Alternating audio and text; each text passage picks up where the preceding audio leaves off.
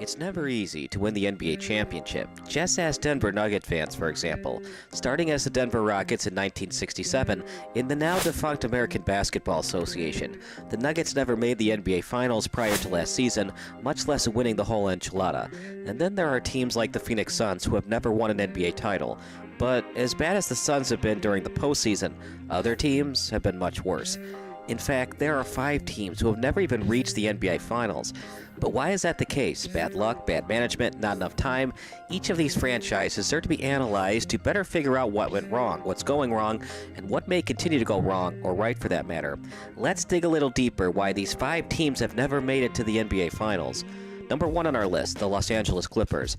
Their best finish was during the 2020-21 season, 47-35 record, and they lost to the Suns 4-2 in the Western Conference Finals. Here's a bad trade for you. In 2019, the Clippers received just Paul George. The Thunder received Shai Gilgeous-Alexander, Danilo Gallinari, 2021 first-round pick, which turned out to be Trey Mann, 2022 first-round pick in Jalen Williams, 2023 first-round protected pick from the Heat, 2024 first-round pick, 2025 first-round pick swap, and a 2026 first-round pick swap. Why was it bad? Well, a majority of GMs would have done it at the time, pairing Paul George with Kawhi Leonard after he just carried the Raptors to a championship, as was said in an episode of Fairly Odd Parents. What could possibly go wrong? What could possibly go wrong? But so far, it hasn't paid off like it was supposed to.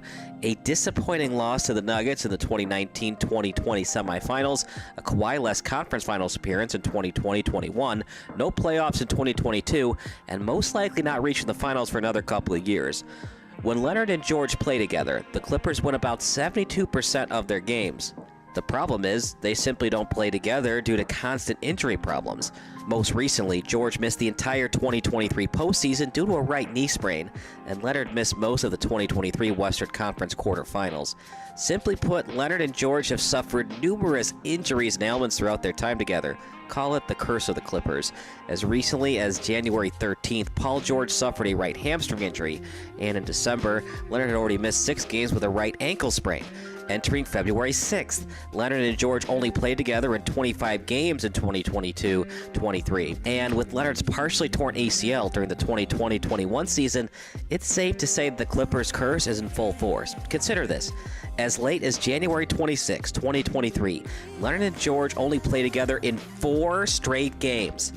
That means that every 5th games, the Clippers have to play without one of their superstar forwards. It's usually Leonard who's not in the lineup. Entering February 8th, Leonard only started in 29 games and played in 31 overall. Not only have they not been healthy, but Shai Gilgeous-Alexander looks like he could be a legitimate superstar. His numbers last season were simply fantastic, enough for him to possibly win the MVP award.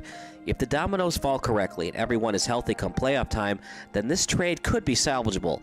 But if they can at least make the finals in 2024, it looks like Kawhi, PG, and the Clippers management may look at other options.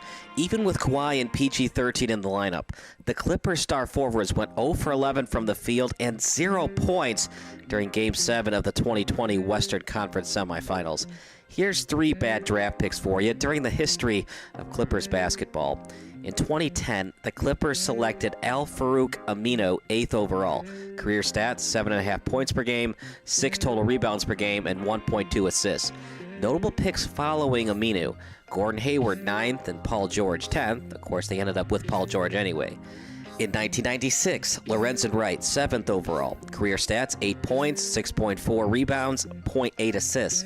Notable picks following Lorenzen Wright: Kobe Bryant 13th, Steve Nash 15th. 1987, Reggie Williams 4th overall. Career stats, 12.5 points, 4 rebounds, 2.5 assists. Notable picks following that: Scottie Pippen 5th and Reggie Miller 11th.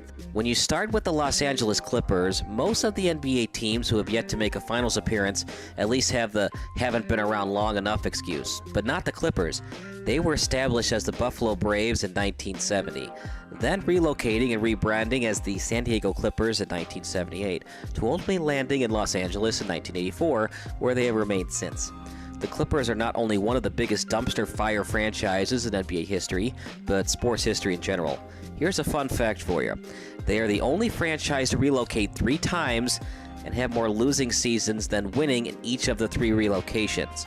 The Buffalo Braves had 5 losing seasons to 3 winning, San Diego Clippers with 5 losing to 1 winning, and the beloved Los Angeles Clippers with 23 losing to 13 winning. They made the conference finals once in 2021, the conference semifinals 8 times, 3 as the Buffalo Braves, where they didn't have to win a round 1 to get in, and 7 first-round exits. Every team they had up until 2010 is completely forgettable. Every team since then has been completely disappointing. Not that the Buffalo Braves and San Diego Clippers were always terrible. Braves combo power forward and center Bob McAdoo led the league in scoring in 3 consecutive seasons from 1974 to 76. He was even the league MVP during the 74-75 season, but the Braves just couldn't get it done in the Eastern Conference, and once McAdoo left the Braves for the rival New York Knicks, the Braves never made the playoffs again until they relocated to California. Donald Sterling eventually became owner of the team once they arrived in Los Angeles. For 33 years, they were owned by a racist who, coincidentally, was also negligent, cheap, and totally incompetent as the owner of a professional sports franchise. Besides the infamous racist diatribe to his girlfriend V. Stiviano, Donald Sterling's ownership of the Clips was by far the worst in NBA history. Not only did Sterling get fined by the NBA for publicly admitting his team would lose enough games to draft Ralph Sampson first overall, but Sterling was so racist that the United States Department of Justice sued him in 2006 for housing discrimination. Sterling agreed to pay about $2.7 million to settle the allegations stemming from the former Clippers owner refusing to rent apartments to African Americans and black families with children.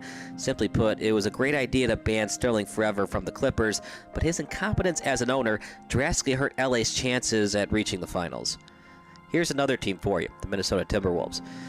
During the 2003-04 season, they finished with a 58-24 record, and they lost to the Lakers 4-2 in the Western Conference Finals. Here's one bad franchise-altering trade. Just last season, the Timberwolves received Rudy Gobert in a trade. The Jazz received Malik Beasley, Patrick Beverley, Leandro Balmaro, Walker Kessler, who was the number 22 pick in the 2022 draft, Jared Vanderbilt, 2023 first-round pick, 2025 first-round pick, 2026 pick swap, 2027 first-round pick, and a 2029 first-round pick. And why it was bad. The problem with this trade is that the Timberwolves are selling out to win immediately. This is a win-right-now move, but it doesn't make them anything really close to a contender. While Gobert doesn't give you anything offensively, besides hard screens and putbacks, he's a 3-time Defensive Player of the Year. But with a quarter-season sample size, the Timberwolves already sat at 14th in defensive efficiency. They ended the 2022 season at 13. Not an ideal place to be after you sold the farm for a guy who was supposed to turn your team into some sort of defensive juggernaut. On top of that, the Jazz, who made this trade presumably trying to tank, ended up with a similar record to the Timberwolves in 2023. Here's 3 bad draft picks for you. In 2009, the Timberwolves selected Johnny Flynn, 6th overall. Career stats, 9.2 points, 1.9 rebounds, 3.9 assists, and Flynn wasn't in the league for very long. Notable picks following that. Stephen Curry, 7th, DeMar DeRozan, 9th. The Timberwolves selected a slew of point guards in this draft, including Ty Lawson, but Lawson and Curry both didn't play for the Timberwolves, not even one game. In 2010, the Timberwolves selected Wesley Johnson, 4th overall. Career stats, 7 points, 3.2 rebounds, 1.1 assists. Notable picks following Wesley Johnson. DeMarcus Cousins, 5th overall, just the pick following Johnson. And Paul George, 10th. 1989, Pooh Richardson, 10th overall. Career stats, 11.1 points, 2.8 rebounds, 6.5 assists per game. Notable picks following that. Tim Hardaway, 14th. Shawn Kemp, 17th. When it comes to the history of the Timberwolves, since their conception in 1989, the Timberwolves have been a complete train wreck 99% of the time. They never had a playoff team until the 1996-97 season, where they were swept by the Hakeem Barkley Rockets. Subsequently, the T-Wolves went on to lose in the first round 6 years straight. Their 7 consecutive first-round exits, 1997 to 2002, remains the longest streak of first-round exits in NBA history. Their one silver of hope came in the 2003-04 season when the season's MVP, Kevin Garnett, led them to their only conference finals appearance, where they lost to a declining Kobe and Shaq combo in 6 games. After their best season in franchise history, they tanked. Unable to put a viable roster next to the one true superstar they had in Kevin Garnett, they went the next 3 seasons without a playoff appearance before he was traded to the Celtics in 2007, where he immediately won a championship with the Boston Three Party. Incredibly, one of the reasons that the T-Wolves never advanced to the NBA Finals was the Joe Smith fiasco. This is what happened. Joe Smith signed with the Timberwolves on a 1-year, $1.75 million deal during the 1999 offseason. The whole thing was extremely fishy, especially because Smith turned down an $80 million extension with the Golden State Warriors. The Timberwolves were found guilty of trying to convince Smith to sign 3 straight 1-year deals. This would give Minnesota his Larry Bird rights, allowing the team to sign him to an $86 million contract and go beyond the restrictions of the normal salary cap. Once the NBA discovered that the Timberwolves were guilty of tampering, the T-Wolves forfeited their first-round draft picks for 4 consecutive seasons and were fined $3.5 million. Anyway, 15 years since Garnett won his first and only NBA title, the Timberwolves have only made the playoffs 3 times. Once in 2017-18 with the Jimmy Butler season, where he called All-Star teammate Karl Anthony Towns soft as baby crap and promptly demanded a trade afterwards. The other instances were in 2022 and 2023, where they lost in the first round in 6 games to the Grizzlies and got swept by the Nuggets. There are questions about the maturity of Towns and co-star Anthony Edwards. With the addition of defensive stud Rudy Gobert, who they gave up a king's ransom for, they're currently slated to play in the play-in tournament for 2024 and 2025. They historically have been a routinely mismanaged and dysfunctional team. It's already seemingly impossible to attract blue-chip free agents to historically cold Minneapolis, and the lack of pedigree and structure only makes a free agent's decision easier to avoid the Timberwolves altogether. They're still a relatively young franchise, but 9 first-round exits and 1 conference finals appearance entering the 2023 season in 33 seasons is below ideal. Charlotte Hornets and the Bobcats. Their best finish was in 2000-2001. 46-36 record, and they lost to the Bucks 4-3 in the Eastern Conference semifinals. One bad franchise-altering trade. In 1996, the Hornets received Vlade Divac, and the Lakers received Kobe Bryant's draft rights. Divac didn't finish his career in Charlotte, and he was arguably better once he left Charlotte for Sacramento. But at the time, it looked like an okay trade for the Charlotte Hornets. 3 bad draft picks. 2012, Michael Kidd-Gilchrist, 2nd overall. Career stats, 8.4 points, 5.4 rebounds, 1.1 assists. Notable picks following: Bradley Beal, 3rd overall. Damian Lillard, 6th. 2015, Frank Kaminsky, 9th overall. Career stats, 9.2 points, 4 rebounds, 1.6 assists. Notable picks following him: Devin Booker at 13th. 2017, Malik Monk, 11th overall. Career stats, 10.6 points, 2.3 rebounds, 2.2 assists. Notable picks following him: Donovan Mitchell, 13th overall. Bam Adebayo, 14th. History of the franchise: Charlotte has had an odd NBA situation throughout its lifetime. The Hornets were established in 1988, where they played until 2012, when owner George Shinn moved the Hornets to New Orleans, who became the Pelicans in 2013. The Charlotte Bobcats were established in the 2004 season, but changed their name back to the Hornets in 2014, thereby reclaiming their history from 89 to 2012. So they have historically existed from 1988 now to minus the 2002-03 season and 2003-04 season. You could say franchise instability has played a major role in their lack of success thus far.